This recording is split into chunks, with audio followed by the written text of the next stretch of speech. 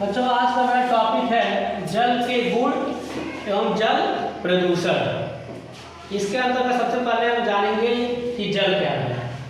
जैसे एग्जाम्पल लिया जाए तो आप देखते हैं अगर हम जमीन पे जल को गिरा देते हैं तो जल जो है चारों दिशा में फैलने लगता है। तरल पदार्थों का अब ये गुण होता है कि अगर उन्हें जमीन पे या कहीं भी किसी भी सरफेस पे हम गिरा देंगे तो क्या होता है, इधर उधर फैलने लगता है। तो हम देख रहे हैं कि तरल पदार्थों की तरह ही जल क्या कर रहा है, व्यवहार कर रहा है। ये भी जो है सरफेस पे या सतह पे इधर उधर फैलने लग रहा है। तो इस तरह से हम कह सकते हैं कि जल जो है एक तरल पदार्थ है। जल आपका क्या है, एक तरल पदार्थ। दूसरी बात, जल के गुणों के बारे में बात किया जा रहा है। ये भी गुण हो गया कि जल जो है चारों दिशा में सरफेस पे सतह पे फैलने लग रहा है। इसका मतलब है कि जल में फ्लो का क्वालिटी है, बहने का एक गुण है। दूसरा जल के पास गुण है कि जल में अगर कोई भी वस्तु या कोई पदार्थ को डाला जाए, वस्तु का मतलब यहाँ पदार्थ से है, सब्सटेंस से है, अगर उसमें कोई भी पदार्थ मिलाया जाए या डाला जाए तो धीरे धीरे वो पदार्थ जल में घुलने लगता है। इसका मतलब है कि जल में घुलनशीलता का भी गुण है। जल जो है पदार्थों को अपने अंदर घोलने में भी क्या है, सक्षम है। इस तरह से हम कह सकते हैं कि जल एक अच्छा विलायक भी है। विलायक का मतलब होता है ऐसे पदार्थ जो अपने अंदर अन्य पदार्थों को घोलने की क्षमता रखते हो, घोलने का गुण रखते हो, उन्हें हम कहते हैं विलायक। अंग्रेजी में हम सॉल्वेंट कहते हैं। तो इस तरह से हम कह सकते हैं कि जल एक अच्छा विलायक भी है। जल के बहुत से गुण हैं। पहला गुण आपने देखा कि जल जो है एक तरल पदार्थ तरह बहने का गुण रख रहा है। दूसरा गुण आपने देखा कि जल जो है घुलनशीलता का गुण रखता है, मतलब अन्य पदार्थों को अपने अंदर घोल सकता है या घोलता है। इसका मतलब है कि जल एक अच्छा विलायक भी है। अगली बात जो है कि विलायक हो गया तो विलेय। आखिर जो पदार्थ उसमें घुल रहा है उसे हम क्या कहेंगे, ये भी सोचने की बात है। तो जिन पदार्थों को जल अपने अंदर घोल लेता है या जो पदार्थ जल के अंदर घुल जाते हैं उन्हें हम कहते हैं विलेय पदार्थ। अंग्रेजी में कहते हैं इसे सॉल्ट कहते हैं। अब ऐसे ही विलेय और विलायक दोनों को अगर मिला दिया जाए तो जो बनेगा, जो सामग्री मिश्रण हमें प्राप्त होगा उसे हम बोलेंगे विलयन। विलेय और विलायक को मिलाने पे जो मिश्रण हमको प्राप्त होता है या सामग्री मिश्रण प्राप्त होता है उसे हम कहते हैं विलयन। इस विलेय, विलायक और विलयन को हम एक उदाहरण की मदद से समझेंगे। जैसे मैं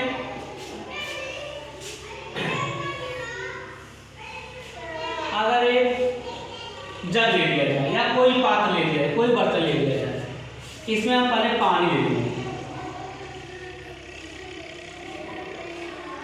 इस पानी में हम चीनी डाल दें या हम इसमें चीनी डाल दें या फिर इसमें हम अगर नमक डाल दें तो हम देखते हैं कि चीनी या नमक धीरे धीरे पानी में घुलने लगती है। चीनी क्या होता है, धीरे धीरे पानी में घुलने लगता है। और इस तरह से हमें जो इसका मिश्रण बनता है उसे हम क्या कहते हैं, शरबत कहते हैं। चीनी पानी को मिलाने पे जो सामान्य मिश्रण हमें प्राप्त होता है उसे क्या कहते हैं, शरबत कहते हैं। इसमें हम नींबू डाल देते हैं अपने स्वाद के अनुसार। तो यहाँ पे चीनी जो है पानी में घुल रहा है, मतलब ऐसा पदार्थ जो जल में घुलता है उसे हम क्या कहते हैं, विलेय कहते हैं। इसलिए हम कह सकते हैं कि चीनी जो है यहाँ पे एक विलेय पदार्थ है। कैसा पदार्थ है, विलेय पदार्थ है। ऐसे ही पानी यहाँ पे चीनी को अपने अंदर घोल रहा है। इसका मतलब पानी क्या हो गया, आपका विलायक हो गया। और इस विलेय और विलायक को मिलाने पर, मतलब चीनी और पानी को मिलाने पे जो सामग्री मिश्रण हमें शरबत का प्राप्त हो रहा है इसे हम कहेंगे विलयन। इसे क्या कहेंगे हम, विलयन। तो तीन चीज यहाँ क्लियर हो गया आपका, विलेय क्या होता है, विलायक क्या होता है और विलयन क्या होता है। अब जो पदार्थ जल में नहीं घुलते हैं, ऐसे बहुत से पदार्थ हैं जिन्हें अगर जल में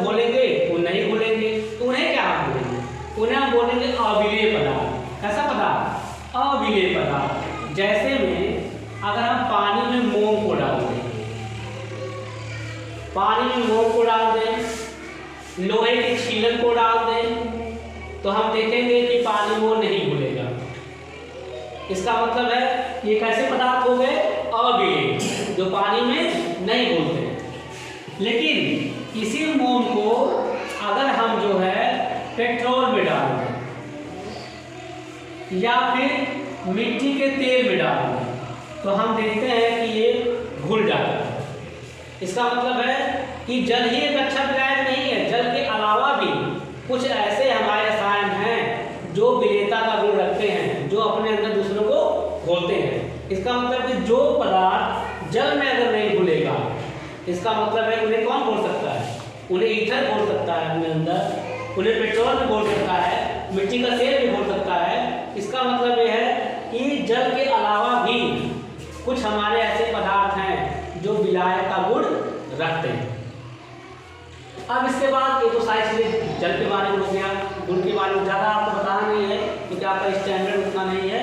अब हम बताएंगे जल प्रदूषण के बारे में।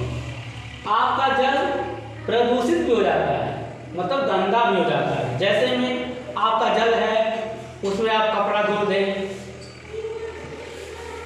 साबुन घोल दें, निरमा घोल दें, तो आप देखते हैं कि आपका पानी या जल कैसा होता है?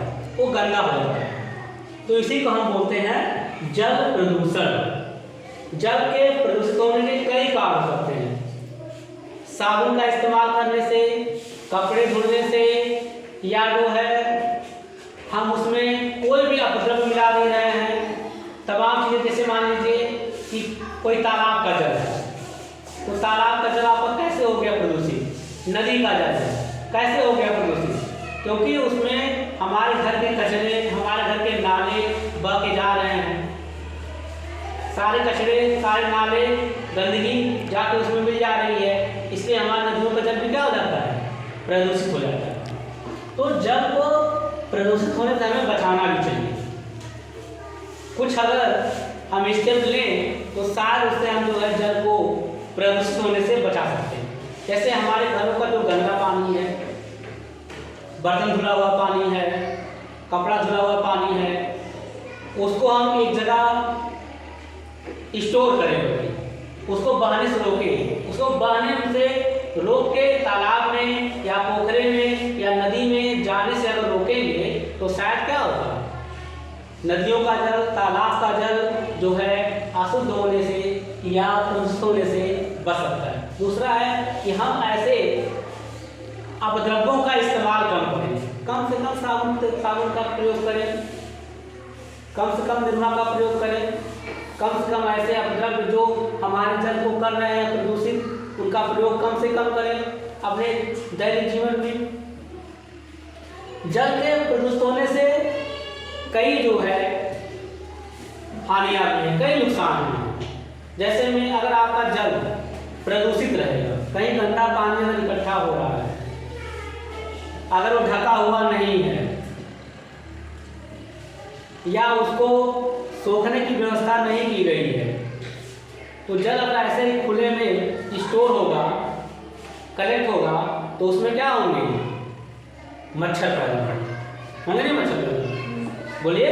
तो मच्छर जब पैदा होंगे तो मच्छर से भी क्या होता है? मलेरिया हो जाता है। एनाफ्लीज जो मच्छर है उसके काटने से क्या होता है? मलेरिया होता है। ऐसे एडीज मच्छर के काटने से क्या हो जाता है? डेंगू हो जाता है।